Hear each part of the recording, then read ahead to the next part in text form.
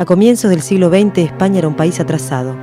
El 70% de la población vivía de la tierra concentrada en un puñado de terratenientes. Los campesinos sufrían hambre. La mitad de la población era analfabeta. El desarrollo industrial iniciado durante la Primera Guerra Mundial reforzó a un joven proletariado en Barcelona y otras ciudades.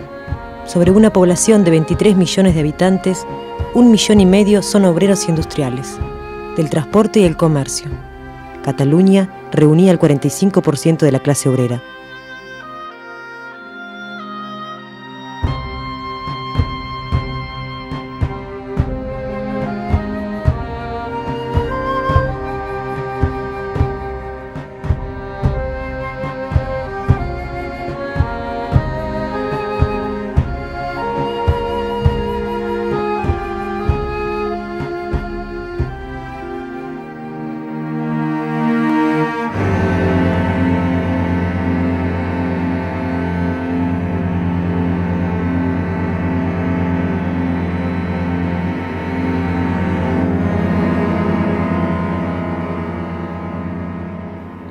El clero era un verdadero ejército, más de 25.000 curas y 90.000 monjes y monjas. El número de sotanas supera al de estudiantes de enseñanza media y duplica el número de universitarios. Era el mayor terrateniente urbano y controlaba la educación. Recibía anualmente millones de pesetas del Estado. Cada 6 soldados había un oficial que provenía de las clases altas, con lazos a terratenientes e industriales. La Iglesia y el ejército, sustento del rey Alfonso XIII, eran una poderosa fuerza reaccionaria que gobernaba España.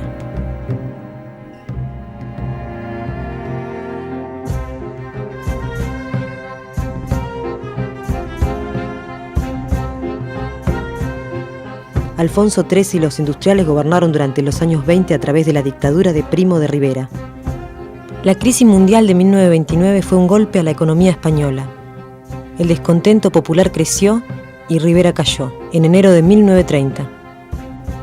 Al poco tiempo, los estudiantes y obreros de Madrid marcharon con banderas rojas y republicanas enfrentándose a la policía. Se sucedió una oleada de huelgas generales. Alfonso XIII cayó. El 14 de abril de 1931 se fundaba la Segunda República Española. Una coalición de republicanos y socialistas asumía el gobierno.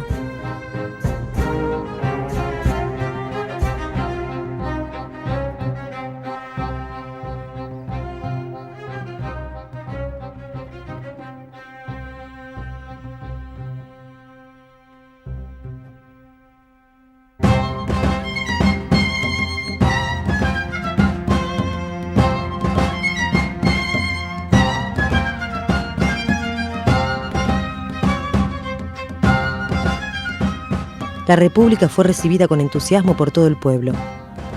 Pero el nuevo gobierno enfrentaba problemas que la España burguesa no había resuelto en siglos y tampoco podía resolver el capitalismo del siglo XX.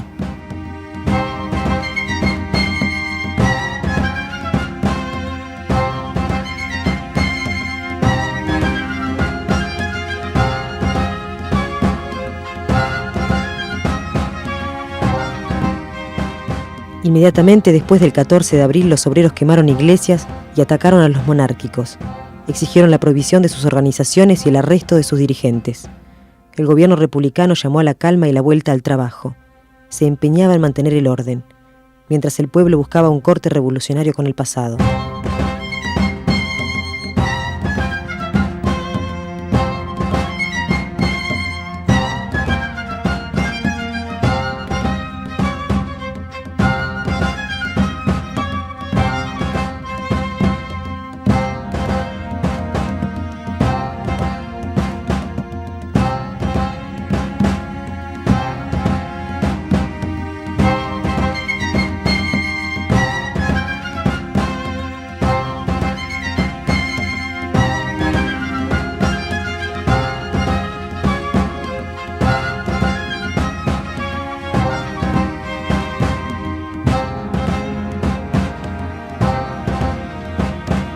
En agosto de 1932, un sector del ejército se subleva para intentar restaurar la monarquía.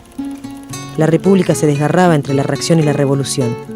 El 11 de enero de 1933, en el pueblo andaluz de Casas Viejas, estallaba una revuelta campesina decidida a imponer el comunismo libertario.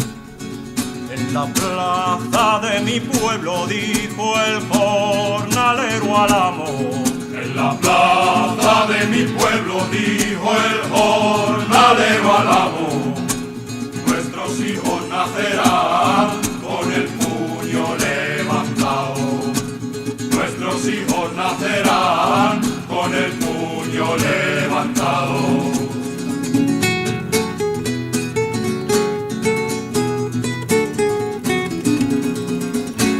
Un mecanógrafo del gobierno escribía todos los detalles de las declaraciones realizadas por los testigos.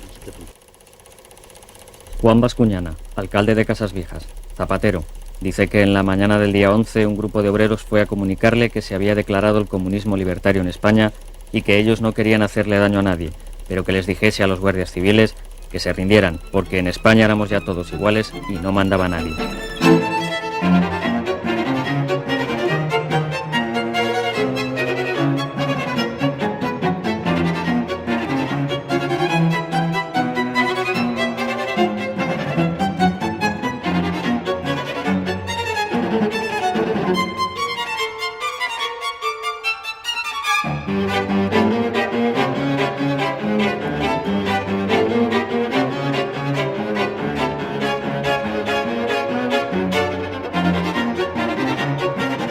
Los campesinos, tras 2 años de esperar que el gobierno hiciera la reforma agraria, quemaron los títulos de propiedad y tomaron las tierras de los terratenientes.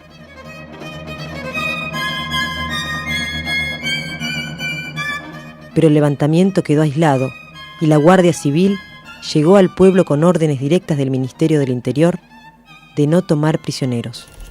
Encarnación Ruiz. Mi Manuel estaba enfermo. No estaba asociado con los anarquistas y no había tenido nunca un arma. Pero no le sirvió de nada cuando por la mañana vinieron los de asalto apuntándonos con los fusiles. Me dieron un palo muy fuerte. Caí al suelo diciéndole que estaba embarazada. Lo arrastraron por los pies hasta la calle. Se hincharon con él a culatazos. Echaba sangre por todas partes. A lo lejos vi cómo lo tiraban al alto y lo dejaban caer contra el suelo. Me lo mataron de una paliza y lo echaron al fuego. No he podido abrazarle. Me lo han matado.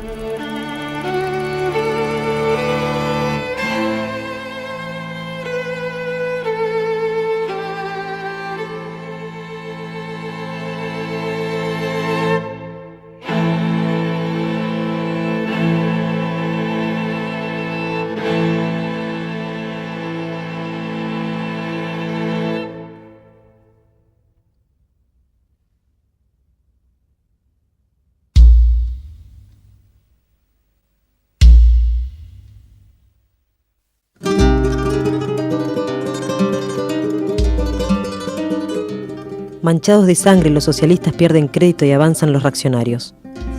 En las elecciones parlamentarias de noviembre de 1933, la victoria de la coalición de los derechistas fue contundente.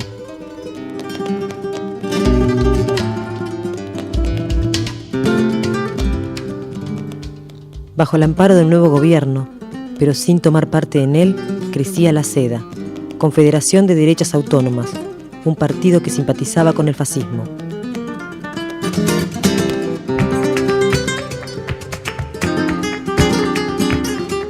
A su vez, las divisiones en el seno de las filas obreras se iban superando. La anarquista CNT colaboraba en las huelgas con la socialista UGT, Unión General de Trabajadores. Al mismo tiempo se formaban las alianzas obreras en varias ciudades. Estas funcionaban como comités de unidad entre las direcciones de las distintas organizaciones obreras para la lucha común.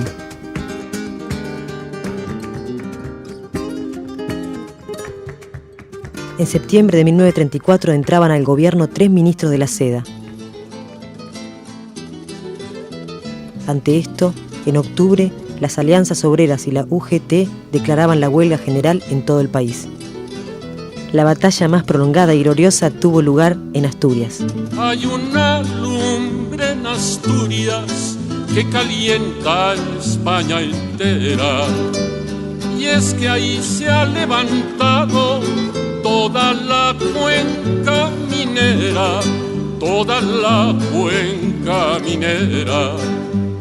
Ale asturianos, están nuestros destinos en vuestras manos, ale asturianos. Una alegría inmensa y así del público. Allí había Pues qué le diría yo, el polvorín de mosquitera y el polvorín de Pumbarabule con dinamita estaba todo preparado en Carvey. Para volar lo que hiciera falta. Toda la gente así, hasta los críos estaban en marcha, mujeres, hombres, todo. Los mineros compensaron la falta de armas con dinamita y encabezaron una insurrección triunfante. Ocuparon 98 cuarteles de la Guardia Civil en la provincia, se apoderaron de armas, municiones y la fábrica de cañones de Trubia. Declararon la Comuna Obrera y Campesina de Asturias. Formaron una guardia roja para el orden público, dieron la tierra a los campesinos, expropiaron las fábricas, juzgaron a sus enemigos en tribunales revolucionarios y durante 15 días históricos mantuvieron a raya a la legión extranjera y las tropas moras, enviadas a destruirlos. Cuando se les acabaron las municiones para los cañones, desarrollaron lanza-dinamitas y carros blindados para enfrentar las tropas de la reacción. Se están viendo las cosas más claramente últimamente. La Guardia Civil, el ejército y algún cacique del pueblo que andaba con ellos, aquel y aquel estuvieron por allá, ¡pumba! Fueron los que los llevaron a todos. Y eso fue la causa de todo lo que ocurrió. Mataron a gente de todas clases,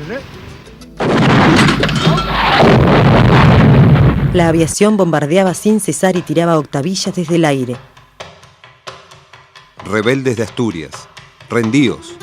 Es la única manera de salvar vuestras vidas. No queda una huelga en toda España. Estáis solos y vais a ser las víctimas de la revolución vencida y fracasada. Todo el daño que os han hecho los bombardeos son nada más que un simple aviso de lo que recibiréis implacablemente si antes de ponerse el sol no habéis depuesto la rebeldía y entregado las armas. Iremos contra vosotros hasta destruiros sin tregua ni perdón. ¡Viva la República!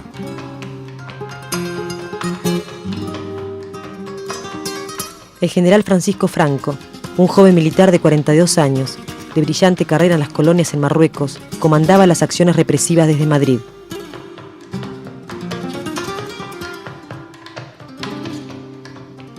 $3.000 obreros asturianos fueron masacrados, casi todos después de la rendición.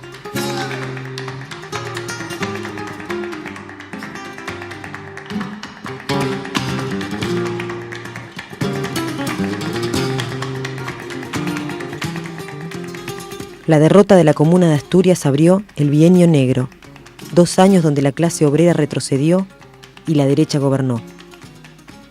Los dirigentes obreros fueron perseguidos y asesinados. Los presos políticos llegaron a 70.000. Incluso hasta los políticos más moderados, como Manuel Azaña, presidente de gobierno, y Companys de la Generalitat de Cataluña, terminaron presos.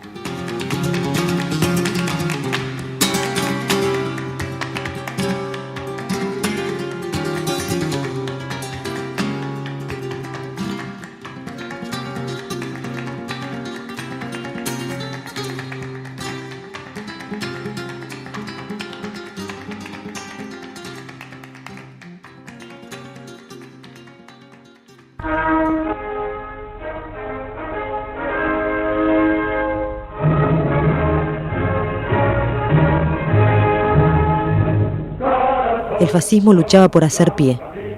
Primo de Rivera, fundador de la Falange.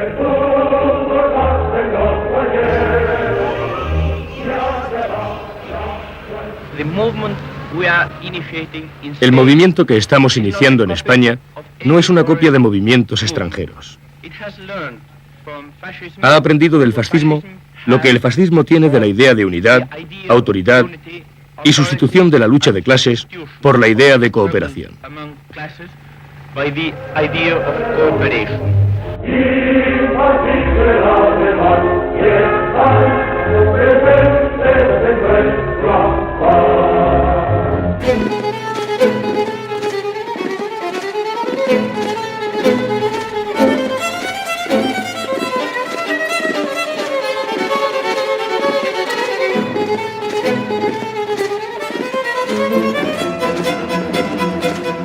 Europa estaba convulsionada. Al fascista Mussolini en Italia se sumaba Hitler en Alemania, que llegaba al poder destrozando las organizaciones obreras sin que el Partido Comunista ofreciera resistencia. Un gran golpe para el proletariado mundial. popolo italiano e il regime fascista sono una unità compatta, imprendibile, formidabile, che può sfidare come sfida tutti i suoi nemici e anche plantare del peggio. La burguesía preparaba una nueva guerra mundial. En la Unión Soviética, luego de la expulsión de León Trotsky, dirigente junto con Lenin de la Revolución Rusa de 1917, se asentaba el régimen burocrático estalinista con purgas y persecuciones. Pero la clase obrera europea no estaba vencida. En el año 34, en Francia, la oleada de huelgas iniciaba una alza revolucionaria.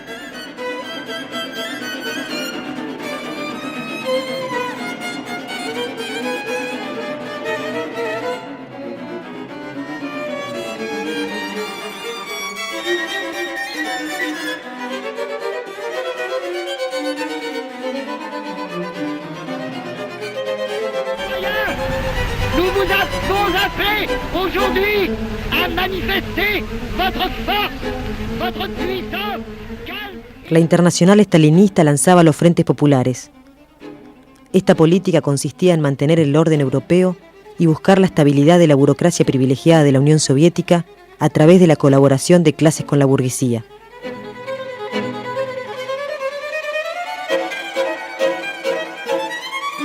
Le drapeau tricolore, symbole glorieux des luttes de nos pères, est désormais réconcilié avec le drapeau rouge qui symbolise à la fois les sacrifices et les espérances du peuple.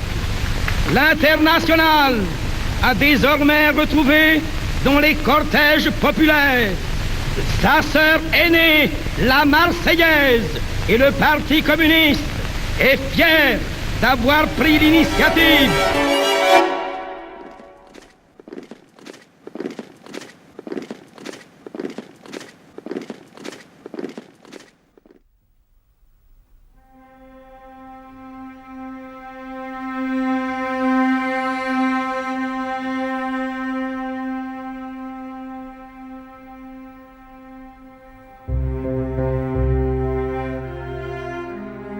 Al mismo tiempo que surgían organizaciones fascistas como la SEDA o la Falange, la vanguardia combativa del movimiento obrero estaba organizada en la CNT anarquista, con mayoría en Cataluña. En el resto del país dirigía la UGT socialista.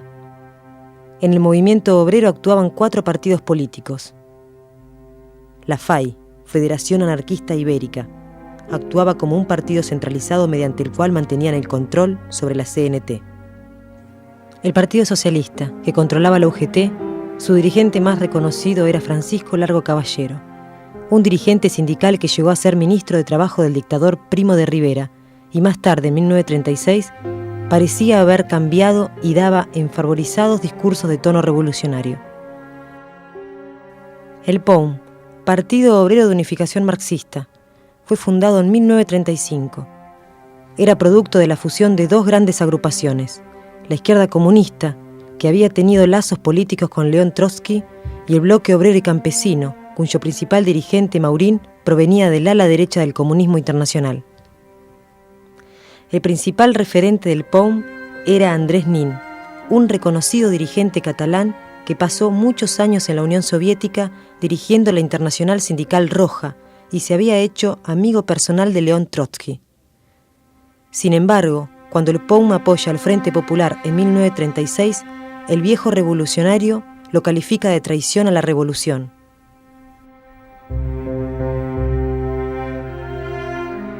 El trotskismo era muy pequeño, no fueron aceptados por el POUM, pero tuvieron un rol de vanguardia en la revolución y en la guerra. El Partido Comunista no tenía inserción seria entre los trabajadores de ninguna región de España. En 1936, por las directivas de Moscú, promovían la unidad del movimiento obrero con la burguesía y sus representantes.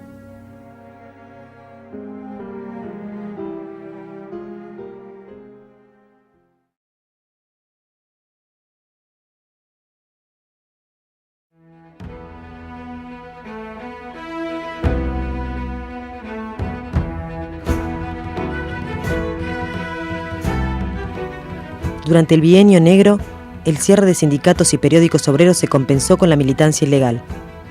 Ya el 1 de mayo de 1935 hubo un gran paro general. La consigna amnistía para los presos políticos despertó al activismo a nuevos sectores.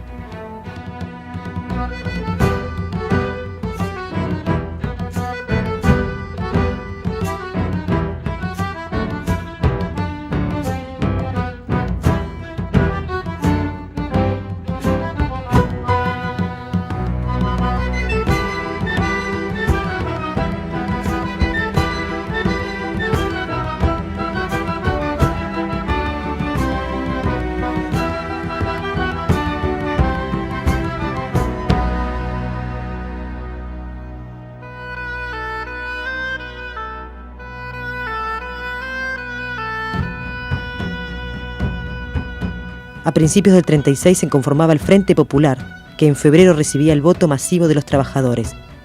Sin hacerlo público, la CNT dejó correr favorablemente el voto de sus miembros a la coalición. El POM integró y llamó a votar al Frente Popular, pero luego no fue parte del gobierno. Pero el Frente Popular tenía un programa tan moderado que nada debía envidiarle al gobierno republicano de 1931.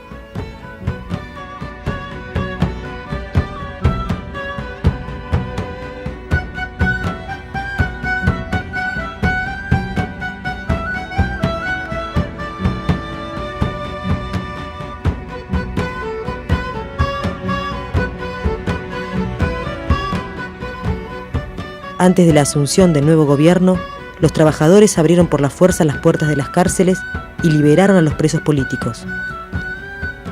Tampoco esperaron decretos para reincorporar a los despedidos. En cada taller y fábrica se impuso su reincorporación. Los campesinos tomaban las tierras.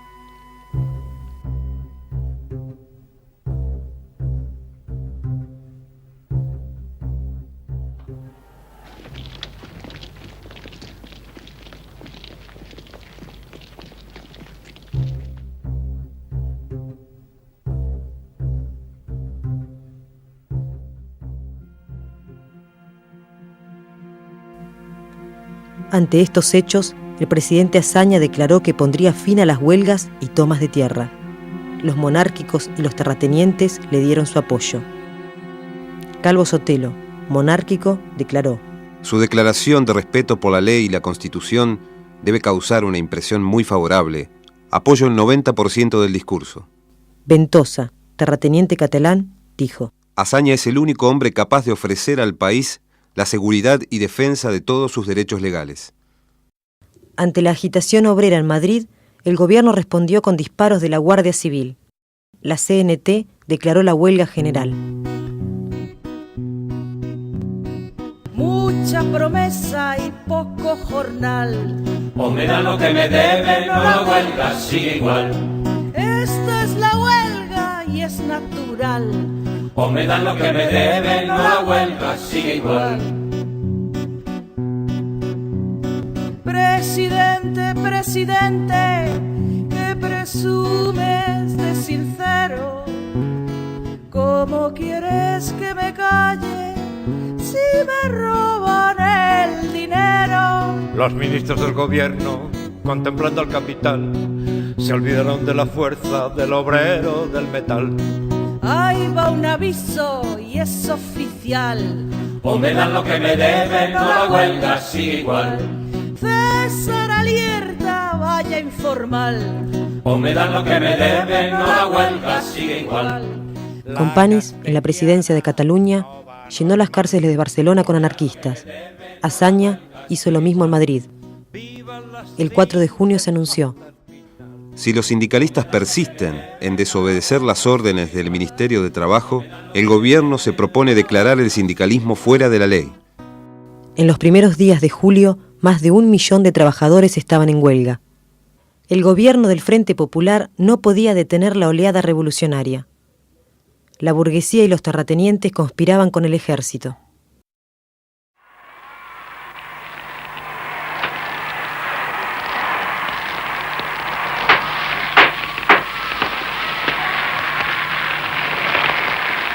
Des généraux protestent dans les exils.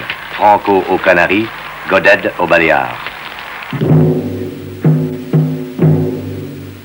La personne sacrée de l'Espagne est en danger. Au nom de l'Espagne éternelle, les carlistes, les monarchistes, la phalange, unis derrière la bannière de l'Église, préparent la révolte.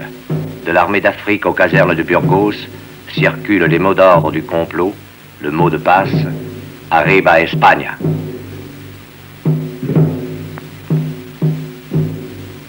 Le 16 juin 1936, au Cortés, le leader de la droite, Calvo Sotelo, menace le gouvernement.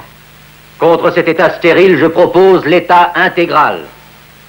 Beaucoup l'appelleront fasciste. Mais si l'État fasciste, c'est la fin des grèves, la fin du désordre, la fin des abus contre la propriété, alors je déclare avec fierté que je suis fasciste. Je déclare fou tout soldat qui, devant l'éternité, n'est pas prêt à se dresser contre l'anarchie, si cela est nécessaire. 3 semaines plus tard, Calvo Sotelo est assassiné.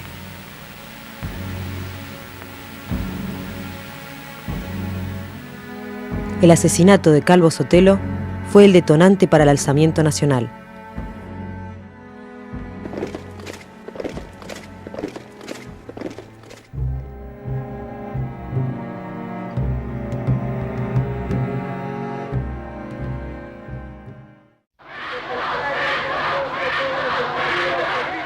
El 17 de julio, el general Franco se apoderaba de Marruecos y transmitía su manifiesto insurreccional a todas las guarniciones. Recién al día siguiente, el Frente Popular, con el 90% de su fuerza militar apoyando a Franco, emitió un comunicado ocultando la profundidad del levantamiento. Reina absoluta tranquilidad en toda la península. El gobierno reconoce los ofrecimientos de ayuda que ha recibido de las organizaciones obreras y, agradeciéndolos, declara que la mejor ayuda que puede prestarse es garantizar la normalidad de la vida diaria para dar así un alto ejemplo de serenidad y de confianza en los medios del poder militar del Estado.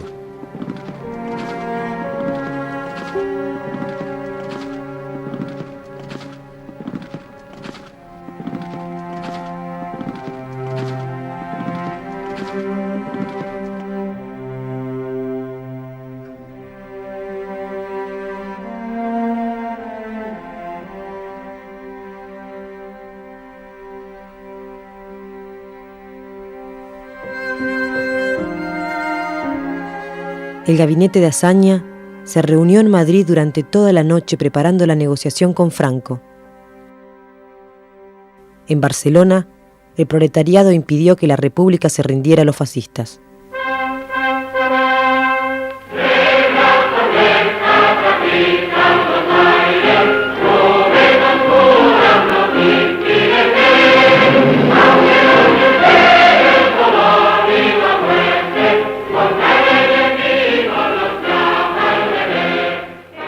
Ese día asaltaron armerías, obras en construcción para conseguir dinamita y hogares fascistas en busca de armas. Con la ayuda de guardias de asalto simpatizantes, requisaron depósitos de rifles y les sumaron pistolas y fusiles propios. Eso, más todos los automóviles que pudieron encontrar, eran los pertrechos con los que contaban a las 5 de la mañana del día 19, cuando los oficiales fascistas movilizaron los destacamentos de los cuarteles. Obreros heroicos salieron de las barricadas a exigir a los soldados que no disparen contra sus compañeros trabajadores.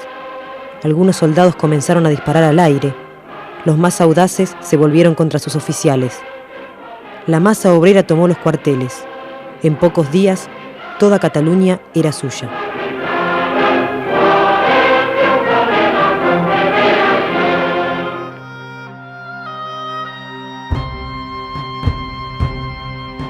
La insurrección contagió a Madrid y Valencia. Los mineros de Asturias, combatientes de la Comuna de 1934, enviaron una columna de 5.000 dinamiteros para la marcha sobre Madrid. La columna llegó el 20 y empezó a hacer guardia en las calles. Contra el levantamiento fascista, la insurrección obrera puso la revolución en marcha. Atención, atención. Desde Barcelona y a través de los micrófonos de EAJ-15 os habla Buenaventura Burruti. Atención, atención.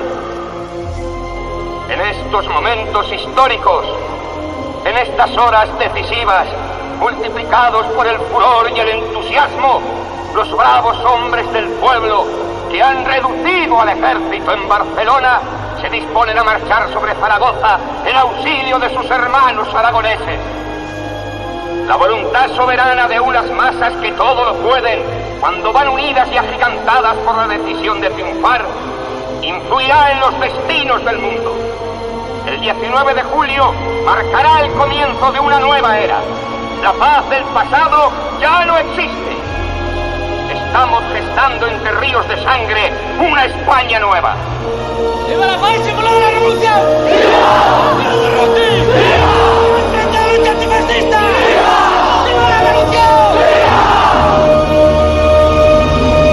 ¡Victoria de la clase obrera!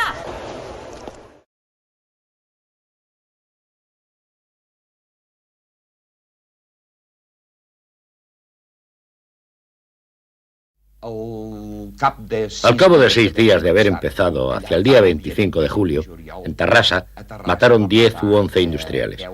Los asesinaron. Se cogió un pánico general a toda la burguesía catalana, porque todo hombre se veía ya con la cabeza cortada. Yo le dije a mi padre que nos marcháramos.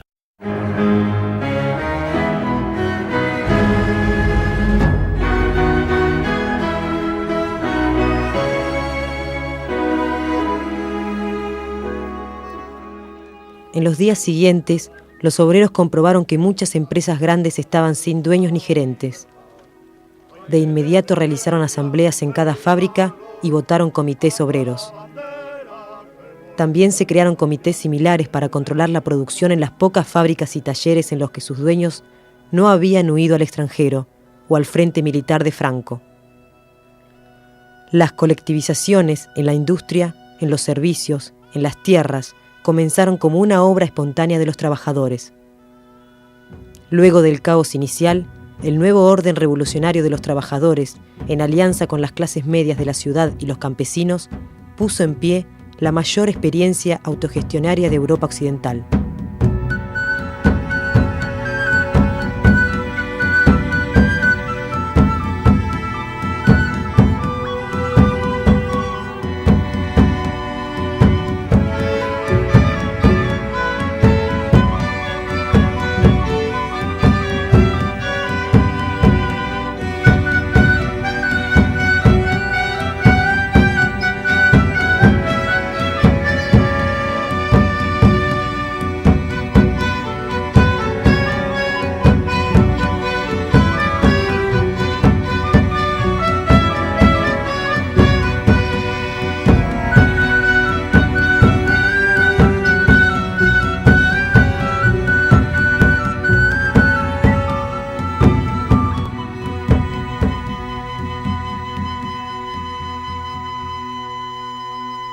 En la ciudad y las aldeas, los municipios habían sido abandonados por alcaldes y concejales. Entonces, las organizaciones obreras formaron comités con representantes de diversas tendencias sindicales y políticas, y comenzaron a ejercer funciones de abastecimiento, justicia, orden público y guerra.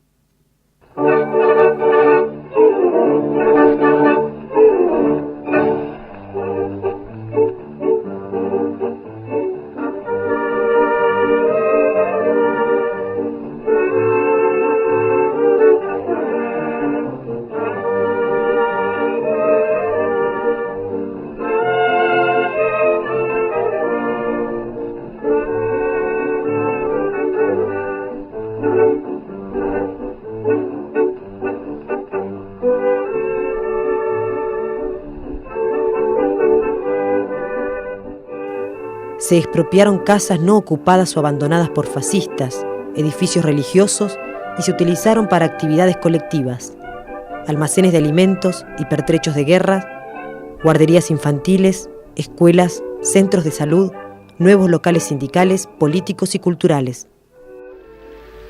Con los vales se podía comprar pan. Incluso servían para comer en el Ritz. Los grandes hoteles se habían transformado en hospitales o en restaurantes populares al servicio de los milicianos y de familias obreras, como el que muestra este documental anarquista.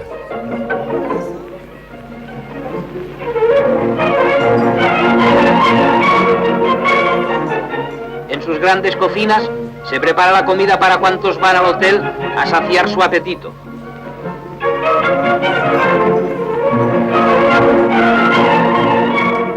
Los amplios comedores que antes ocupaban maquilladas y frívolas damiselas, grandes financieros, capitanes de industria, aristócratas ociosos y aventureros internacionales de toda la Haya, ahora están abarrotados de hombres y mujeres humildes que siguen el ritmo de la sociedad que se está creando. Barcelona trabaja y come, esa es su fuerza y su virtud.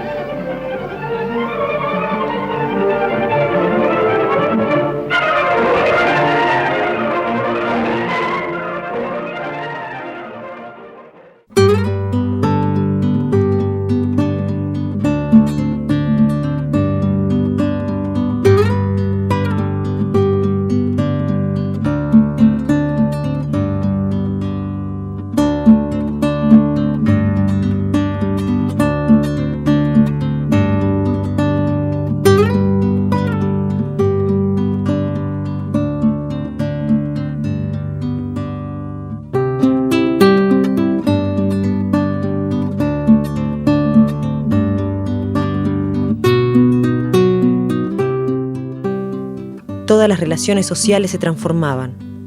Todos los oprimidos luchaban por liberarse. Las mujeres, desde un principio, fueron a luchar y a morir en los frentes de batalla y las barricadas. Más adelante, el aborto fue legalizado e intentaron eliminar la prostitución.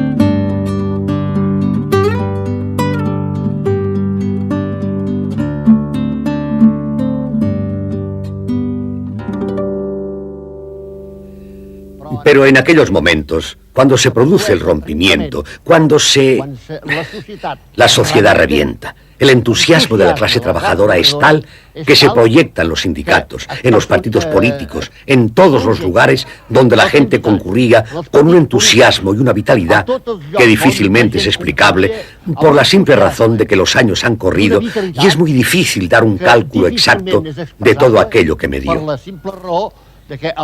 Pero sí tengo que decir que entre nosotros, multitud de nosotros dijimos, ahora es la hora de acabar con todo lo que hasta ahora nos ha oprimido.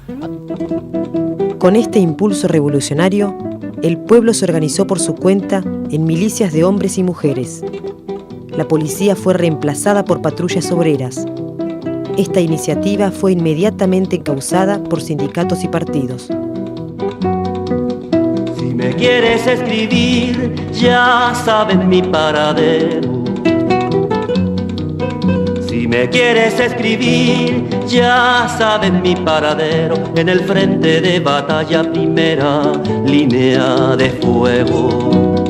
En el frente de batalla, primera línea de fuego.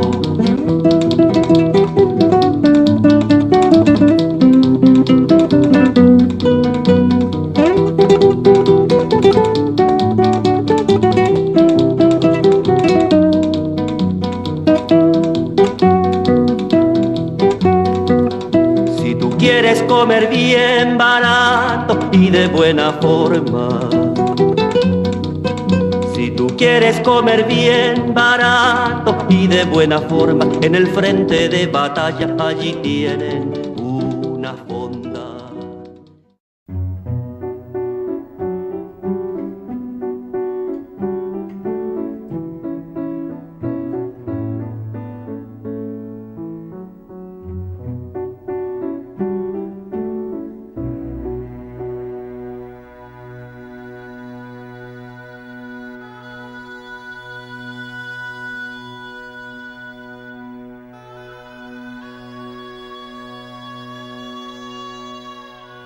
Íbamos armados hasta los dientes, fusiles, ametralladoras y pistolas, sucios de polvo y de humo.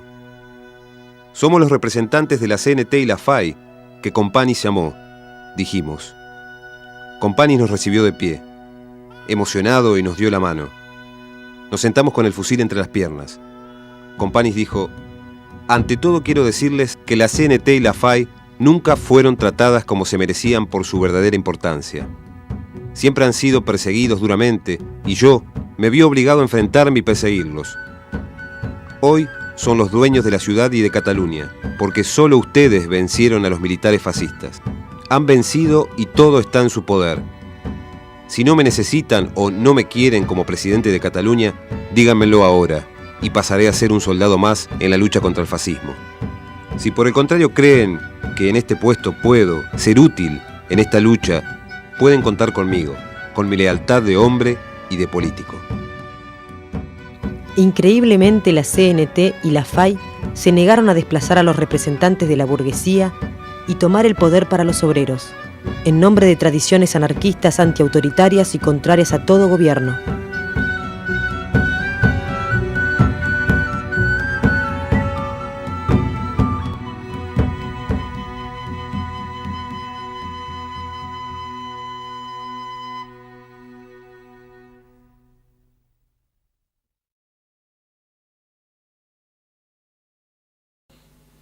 El 21 de julio se conformaba el Comité Central de las Milicias Antifascistas de Cataluña, un frente único de los distintos partidos y sindicatos.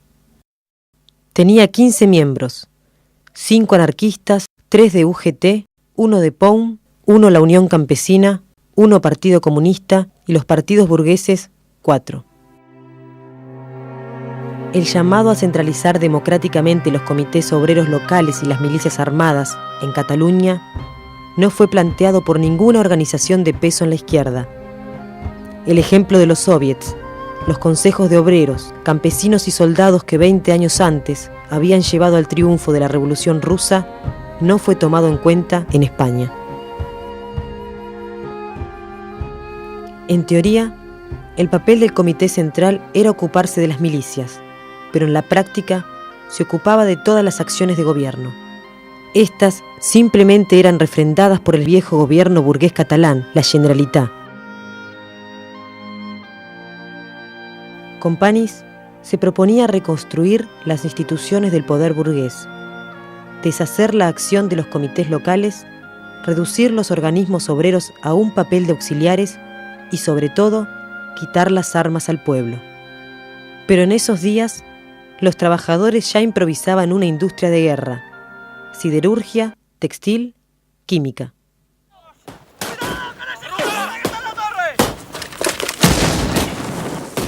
La milicia catalana entró en la vecina Aragón como un ejército de liberación social, uniendo la guerra y la revolución.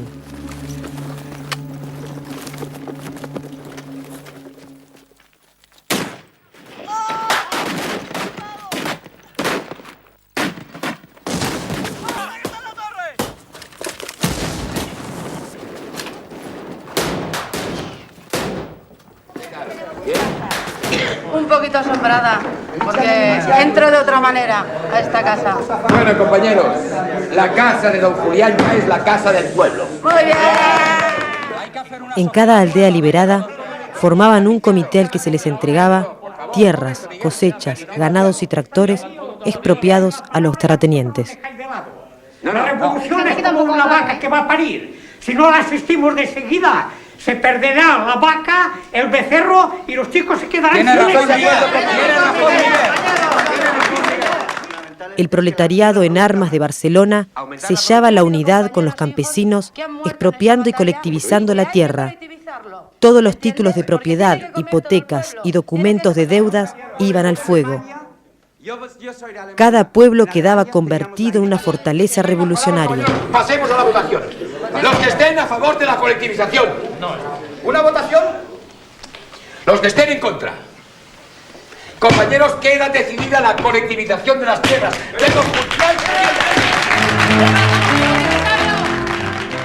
Agrupémonos todos en la lucha final.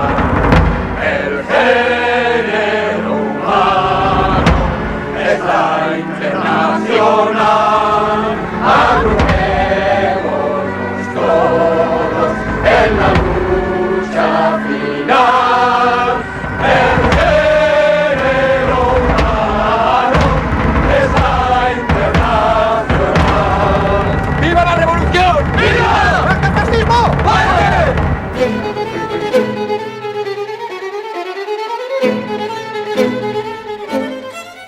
Hitler y Mussolini no ahorraban esfuerzos para apoyar a Franco con envíos de tropas y armamentos.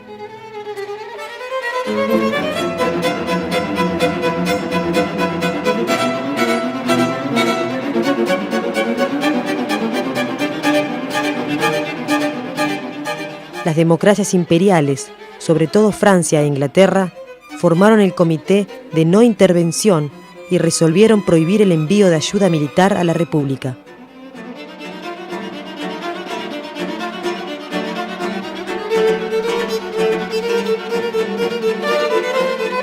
Stalin, en acuerdo con el imperialismo democrático, retaseaba la ayuda de la Unión Soviética.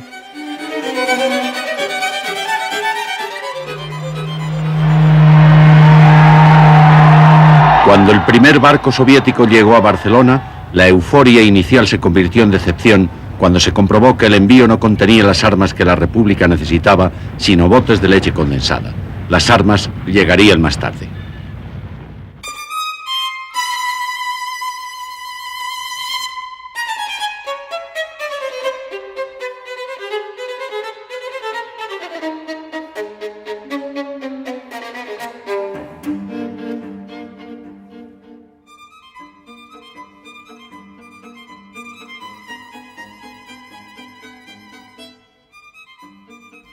Es totalmente falso que el objetivo de esta movilización obrera sea la instauración de una dictadura proletaria al fin de la guerra.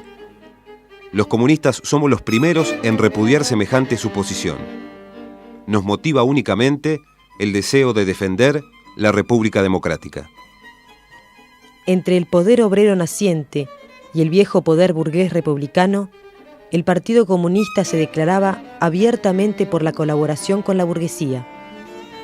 Los excesos revolucionarios, decían, espantan a París y Londres, y esto hará perder la guerra civil. Debía frenarse la revolución como condición para que entreguen armas. Primero ganar la guerra, luego vendrían las reformas sociales. Esa era la política impartida por la Internacional Stalinista.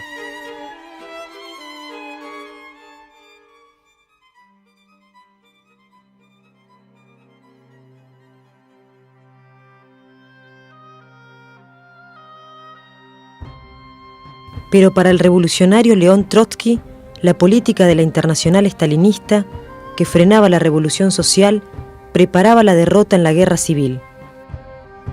Una guerra civil no se libraba solo con armas militares, sino también políticas. La superioridad militar del franquismo podía ser superada arrancándole su base social, llevando las consignas revolucionarias a ambos lados de las trincheras. Es necesario proclamar que, de aquí en adelante, las tierras, fábricas y talleres pasarán de los capitalistas a las manos del pueblo. Avanzar inmediatamente en la concreción de este programa en las provincias donde los obreros tengan el poder. El ejército fascista no podría resistir la influencia de semejante programa. Los soldados atarían a sus oficiales de pies y manos y los entregarían al cuartel de milicia más cercano. Pero los ministros burgueses no pueden aceptar semejante programa.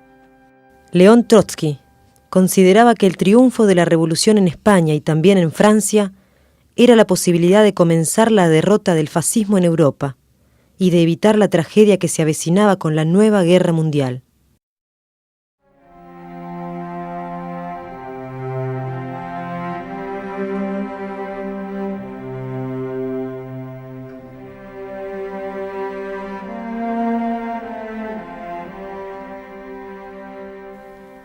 En las semanas que siguieron a la insurrección de julio, la guerra y la revolución iban juntas por su propio empuje. Las milicias de la CNT y el POUM habían participado de esta práctica revolucionaria, pero sus dirigentes aceptaron la legalidad del gobierno burgués y se negaron a desarrollar el doble poder y construir un poder alternativo.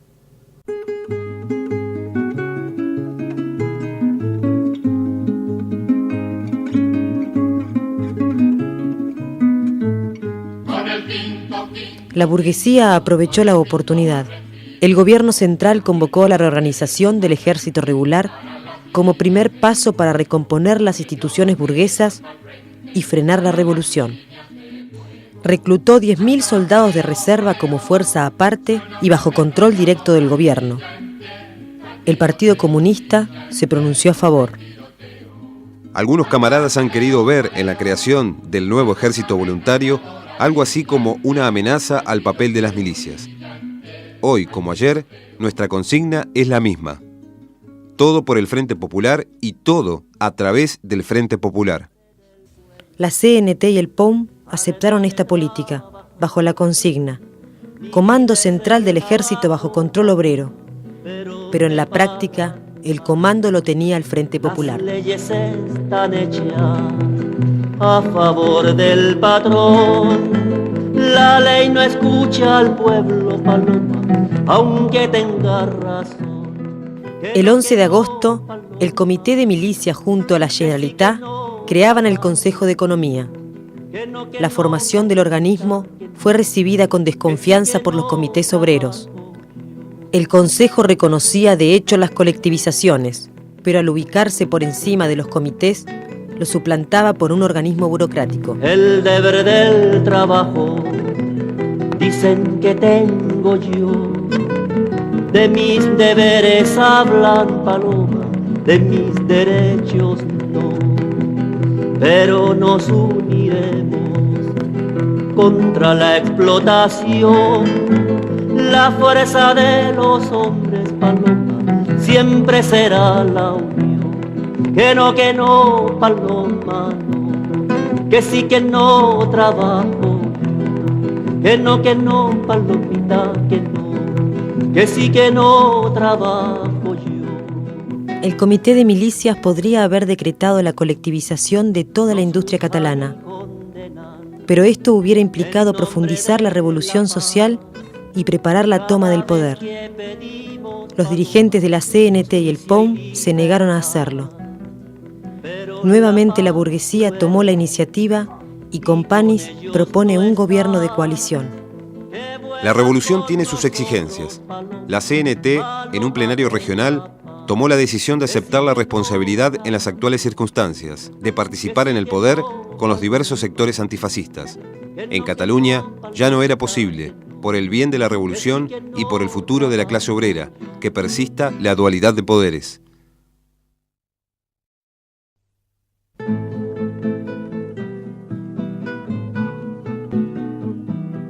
Cuando canta el gallo negro, es que ya se acaba el día. Si cantara el gallo rojo, otro gallo cantaría. Si cantara el gallo rojo, otro... El nuevo gobierno catalán lo presidía Tarradellas, con un programa izquierdista que prometía respetar y legalizar las conquistas revolucionarias, y para eso exigía plenos poderes. La primera acción de gobierno fue disolver el Comité Central de Milicias y traspasar sus poderes a los Ministerios de Defensa y de Seguridad Interior. Disolver todos los comités revolucionarios que surgieron el 19 de julio y reemplazarlos por consejos municipales. El decreto finalizaba: cualquier resistencia a dicha disolución será considerada un acto fascista y sus instigadores serán entregados a los tribunales de justicia popular. Si es que yo miento, que el cantar que yo canto lo borra el viento. Ay, qué desencanto, si me borrara el viento lo que yo canto. El poder burgués, que desde hacía 2 meses estaba suspendido en el aire por la revolución, se encontró repentinamente renovado por la integración al gobierno de todas las fuerzas de izquierda y los sindicatos. Pero el negro es traicionero, el gallo rojo es valiente. Siguiendo los pasos de la CNT, Andrés Nin justificó su entrada al gobierno. Lo importante es el programa y la hegemonía proletaria, que deben ser garantizados. No puede quedar duda sobre una cosa: el nuevo gobierno debe hacer una declaración de principios inviolable, afirmando su intención de convertir el impulso de las masas en legalidad revolucionaria y dirigirlo hacia la revolución socialista. Para Nin, la mayoría obrera en el gobierno burgués garantizaba su carácter revolucionario. Días después agregaría: se puede afirmar que la dictadura del proletariado es ya un hecho en Cataluña. Ay, si es que yo miento, que el cantar que yo canto lo borra el viento. Ay. Stalin comprendía que su influencia en España era muy débil. El movimiento obrero estaba dirigido por organizaciones que se reclamaban independientes del Kremlin: anarquistas, paumistas y socialistas. El envío de armas, aunque a cambio de mucho dinero, era una buena oportunidad para construir, casi de la nada, un partido comunista influyente. La revolución era muy profunda. Los trabajadores del mundo tenían simpatía por ella y se lanzaban entusiastas en su apoyo.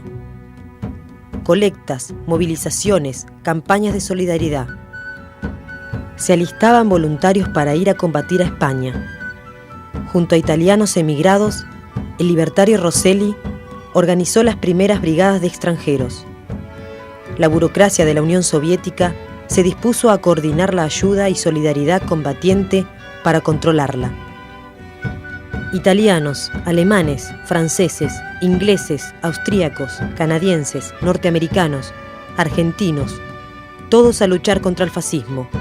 Se habían formado las famosas brigadas internacionales.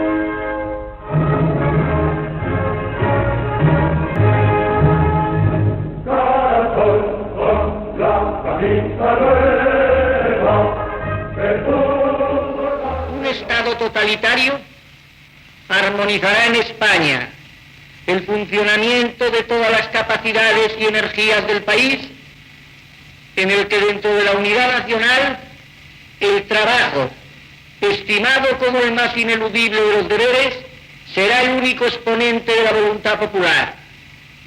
Y merced a él podrá manifestarse el auténtico sentir del pueblo español a través de aquellos órganos naturales que, como la familia, el municipio, la asociación y la corporación, harán cristalizar en realidades nuestro ideal supremo. En noviembre de 1936, los ejércitos nacionales, con 4 columnas, cercaron Madrid. Franco apostaba por una guerra rápida. El gobierno republicano se retiró a Valencia y llamó a la evacuación de la población civil. Pero Madrid se convirtió en leyenda y dio a la revolución un enorme empuje. Todo el pueblo madrileño se lanzó a la batalla.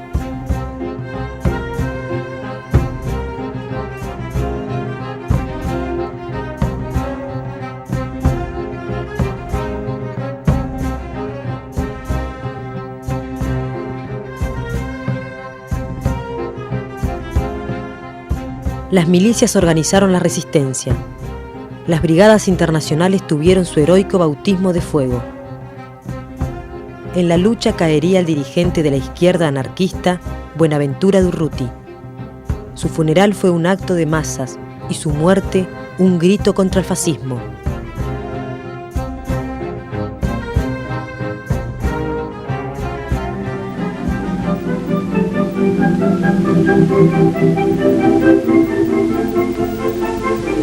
Nuestra ayuda a Madrid, tumba del fascismo internacional, es un deber ineludible. Las consignas de ayuda y solidaridad para ganar la guerra y la revolución se realizan con el entusiasmo de todos los obreros de Cataluña que, dispuestos a morir luchando, atienden a sus hermanos del frente, trabajando en la retaguardia día y noche hasta conseguir el triunfo de sus ideales de liberación. Dijérase que la vibración de todos los corazones de los obreros de Cataluña se hizo temblor para llegar hasta nuestros hermanos de Madrid con fuerza espiritual y material.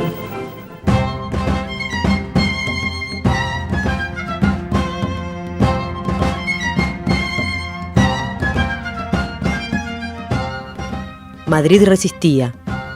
El odio fascista provocaba los primeros bombardeos aéreos de la historia sobre una población civil. Pero Madrid no cayó. Las trincheras nacionales se empantanaron junto a la ciudad y así quedaron hasta el fin de la guerra.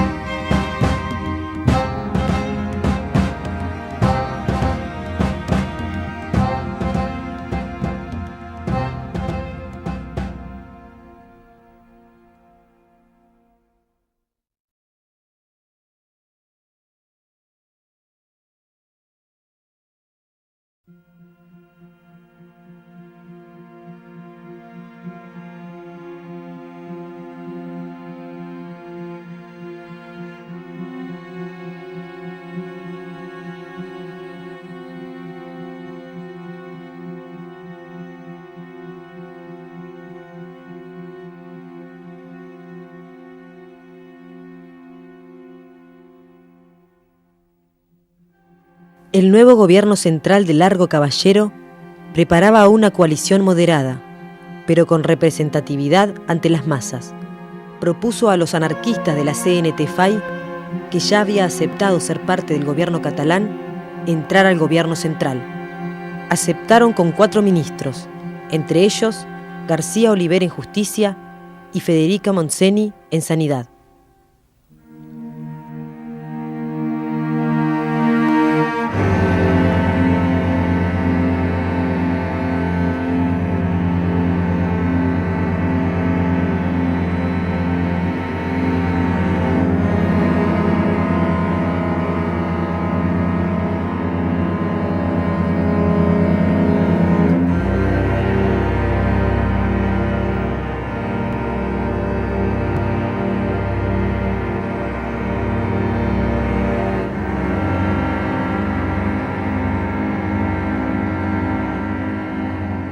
Seguía siendo una obsesión reconstruir el ejército regular y la policía. Las mujeres en el frente eran privadas del derecho a combatir y obligadas a ocupar un rol en las enfermerías o las cocinas. ¿Qué pasa? Parece que estemos locas porque queremos ir al frente. Pues yo te lo voy a decir bien claro. Óyelo. No entendemos por qué la revolución tiene que correr a cargo de la mitad de la población solamente. Somos anarquistas, somos libertarias, pero también somos mujeres y queremos hacer nuestra revolución. No queremos que nos la hagan ellos. No queremos que la lucha se organice a la medida del elemento masculino, porque si dejamos que sea así, estaremos como siempre jodidas. Queremos pegar tiros para poder exigir nuestra parte a la hora del reparto. Y sobre todo queremos dejar bien claro que en estos momentos el corazón no nos cabe en el pecho y sería un desatino quedarnos en casa haciendo calceta. Queremos morir. Pero queremos morir como hombres, no vivir como criadas.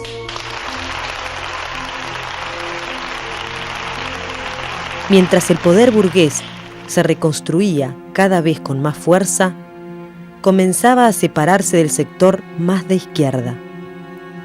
Nin, en uno de sus discursos, expresa: entramos en el gobierno de la Generalitat con nuestra personalidad, todo nuestro programa, pero declaramos que si el gobierno desviaba su curso revolucionario y que se inclinaba a una política pequeño burguesa, nos retiraríamos de él. El cónsul soviético Antonov Ovsenko pidió la expulsión del POUM. Andrés Nin fue echado del gobierno catalán el 12 de diciembre de 1936. 5 días después, el órgano oficial de Stalin, Pravda, declaró: en cuanto a Cataluña, ya ha comenzado la purga de trotskistas y anarcosindicalistas, y esta se realizará con la misma energía que en la Unión Soviética.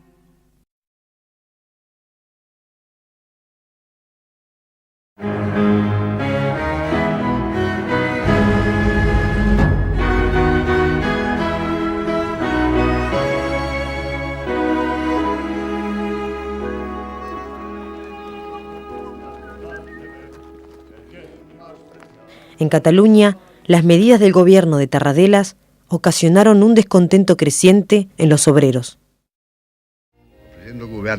Habla Josep Tarradellas.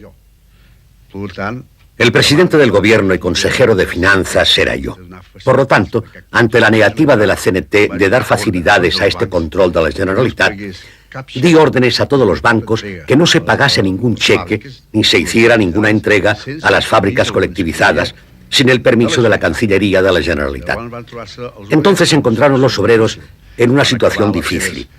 Acabaron mis existencias en metálico y en el momento en que iban al banco les decían que no, que necesitaban un permiso especial de la Generalitat. La Generalitat decía no, porque esta colectividad no está controlada por nosotros. Se disolvieron los comités de abastecimiento, encargados de adquirir alimentos a los campesinos. Esta medida debilitó la alianza obrera, campesina y popular. Se disparó la especulación y la inflación. En los barrios obreros las provisiones se agotaron y en los barrios burgueses había abundancia.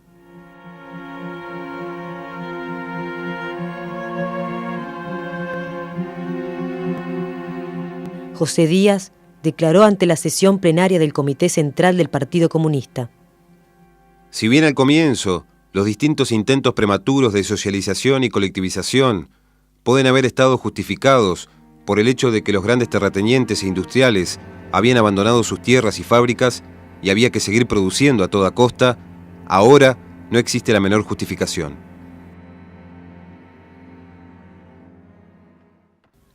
El 15 de febrero, el gobierno central exigió la requisa de todas las armas largas y cortas. Comenzaba a desarmarse al pueblo y disolverse las patrullas obreras, reconstruyendo la policía burguesa. Los ministros de la CNT votaban a favor de estas medidas. What's going on? Guardias de asalto. The police from the old days, and now they are back. No guns for us at the front, and here in Barcelona the police have guns sticking out of their arse.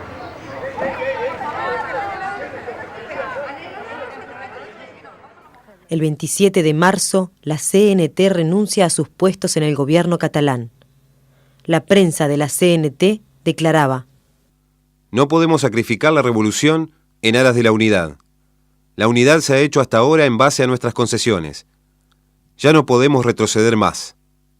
Sin embargo, pocos días después decían: Estamos al lado del presidente que, sin ninguna clase de alabanza servil, sabe que puede contar con nuestro más profundo respeto y nuestro más sincero apoyo.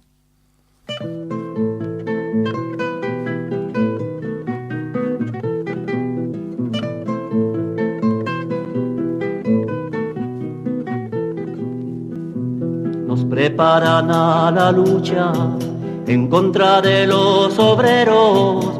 Un rayo me parta a mí si ataco a mi compañero. La guerra que tanto temen no viene del extranjero. Son huelgas igual que aquellas que lograron los mineros. Ay, que yo no tiro, que no, ay, que yo no tiro, que no, ay, que yo no tiro contra mis hermanos.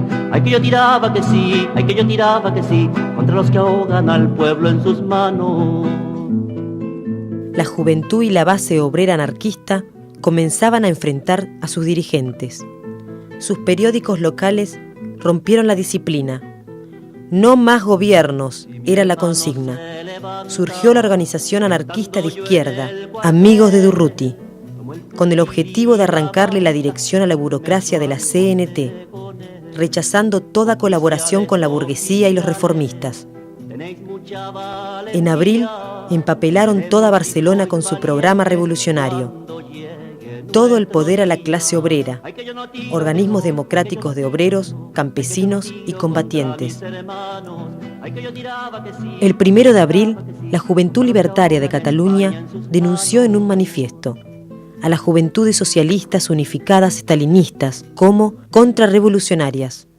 Se solidarizaron con el POUM frente a la censura y señalaron: Al Frente de Aragón se le niega armas porque es decididamente revolucionario. El gobierno central boicotea la economía catalana para obligarnos a renunciar a nuestras conquistas revolucionarias. Envían al frente a los hijos del pueblo, pero mantienen en la retaguardia fuerzas uniformadas con propósitos contrarrevolucionarios. Han ganado terreno para una dictadura, pero no proletaria, sino burguesa. Estamos firmemente dispuestos a no responsabilizarnos por los crímenes y traiciones de que es objeto la clase obrera. Estamos dispuestos a volver, de ser necesario, a la lucha clandestina contra los mentirosos, contra los tiranos del pueblo y contra los miserables mercaderes de la política.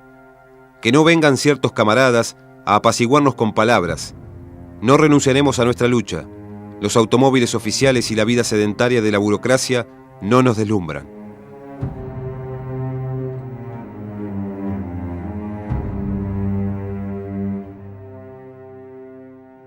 La agitación obrera en los comités y las milicias preparaba el segundo capítulo de la revolución. Volvía a plantearse la necesidad de poner en pie un poder obrero alternativo al gobierno burgués, ahora legitimado por la participación completa de la CNT.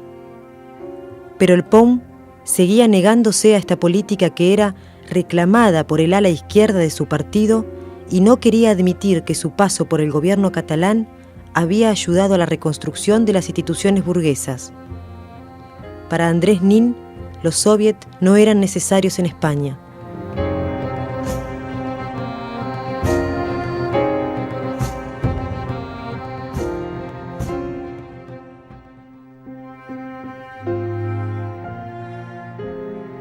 Las calles de Barcelona se llenaban de policías armados con fusiles, ametralladoras y carros blindados de fabricación rusa. El 1 de mayo se prohibieron actos y mitines en toda España.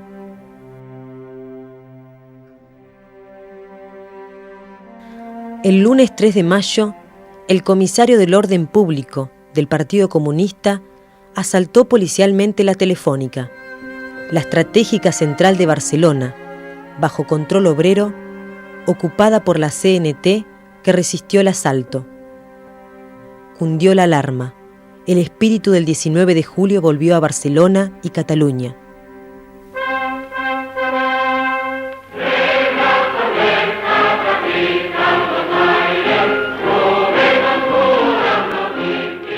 La juventud libertaria y los obreros anarquistas llenaban las calles.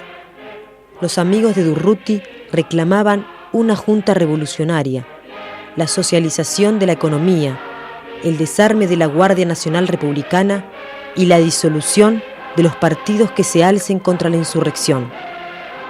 Saludaban al POUM por unirse en las barricadas. La flamante organización de los bolcheviques leninistas de la Cuarta Internacional, que había roto con la dirección del POUM, agregaban: «Viva la ofensiva revolucionaria! Huelga general hasta que renuncie el gobierno reaccionario. Viva la unidad de acción CNT, FAI, POUM, Comités de Defensa Revolucionaria». 5.000 milicianos del POUM y la CNT marchaban desde Huesca en apoyo a la insurrección.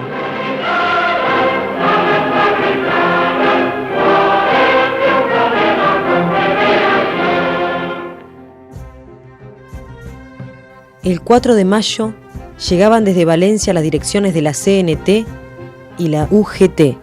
El ministro anarquista, García Oliver, llamó por radio al levantar las barricadas y envió dirigentes a convencer que no se tomen los cuarteles, mientras la policía abría fuego en varios lugares.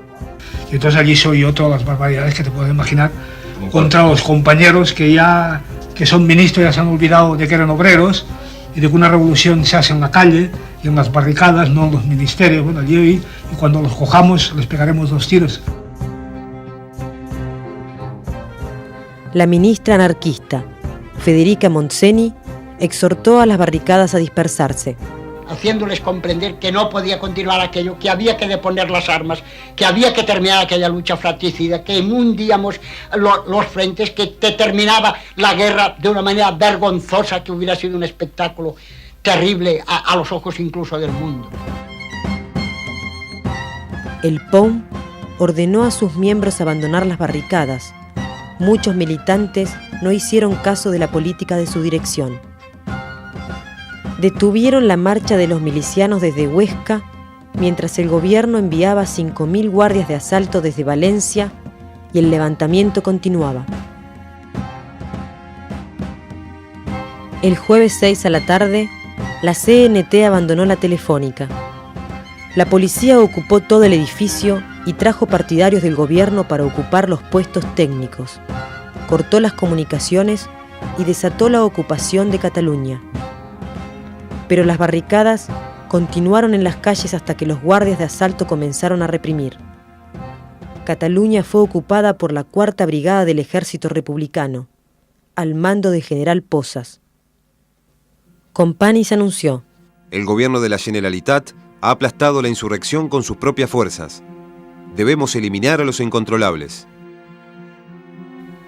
Nuevamente los obreros anarquistas lucharon por el poder, pero sus dirigentes los traicionaron.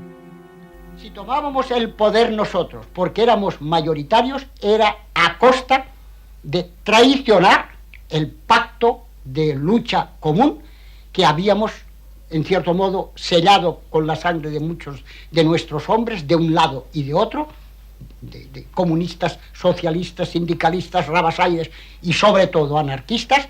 Era traicionar ese pacto y realizar en Cataluña lo que habían realizado Lenin y Trotsky en España con la toma del poder por el partido bolchevique. No lo hicimos y se nos ha reprochado muchas veces. Pasado el tiempo, quién sabe, quizá hubiéramos debido hacerlo. En mayo, con más de 500 muertos, Largo Caballero renunció. Era el momento de la represión abierta. El Partido Comunista comenzó su campaña acusando al POUM de fascistas. A fines de mayo se clausuró el periódico La Batalla, también el cuartel Lenin del POUM. Declararon ilegales a los amigos de Durruti. Al mismo tiempo, la prensa de la CNT fue puesta bajo censura completa. El 16 de junio, Nin fue arrestado en su oficina, torturado, desaparecido y asesinado por la GPU stalinista. Andrés Nin fue asesinado porque a su manera se esforzaba por defender la independencia del proletariado español contra el poder de Moscú. Los stalinistas se lo hicieron pagar con su vida. Fue arrestado el Comité Central del POUM y declarado ilegal. En julio había 800 anarquistas presos y 60 desaparecidos. Se prohibieron las marchas y los mitines sindicales solo podían realizarse con autorización del delegado de orden público, solicitada con 3 días de anticipación, igual que bajo la monarquía. Los ministros de la CNT todavía integraban la Generalitat. Recién el 29 de junio, la CNT por fin se retiró dejando el gobierno en manos de los estalinistas y burgueses. Con gran resistencia de los trabajadores, la contrarrevolución económica en Cataluña se abatió sobre las colectivizaciones y las fábricas bajo control obrero.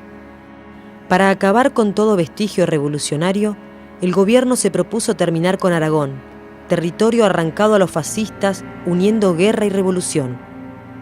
En agosto, el gobierno de Negrín lanzó la invasión militar al mando del estalinista Enrique Lister. Entraron por la retaguardia, disolvieron por la fuerza los consejos municipales elegidos por la población, desmantelaron los establecimientos colectivos, arrestaron y asesinaron a sus dirigentes. El asalto de Aragón es comparable con el sometimiento de la Comuna de Asturias en octubre de 1934. La revolución se había perdido.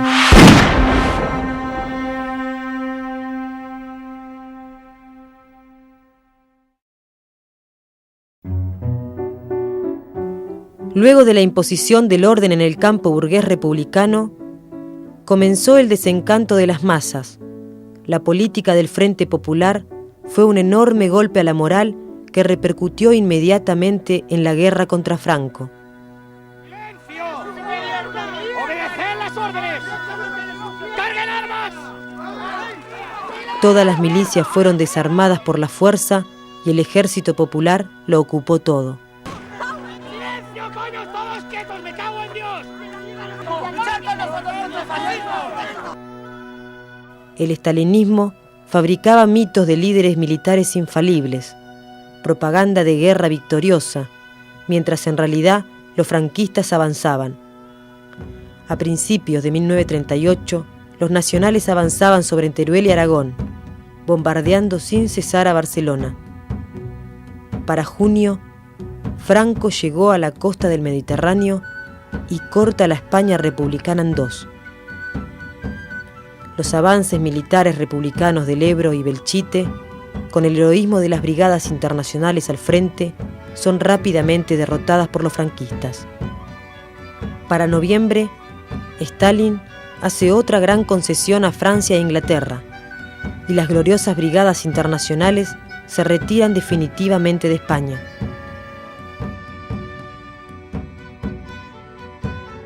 En 1939 cae Barcelona y toda Cataluña.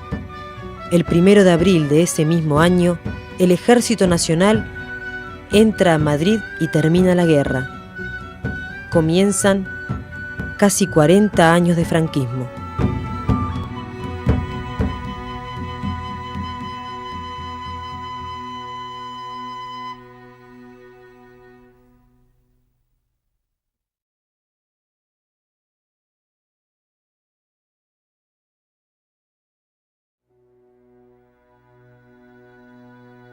Cuando los acontecimientos cambian rápidamente, un partido débil puede volverse poderoso.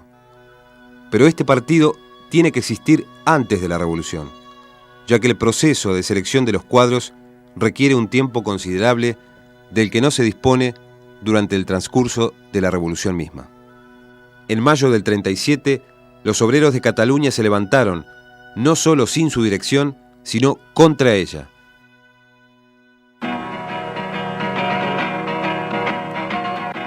La línea de acción de los obreros se separó en todo momento y en determinado ángulo de la línea de la dirección.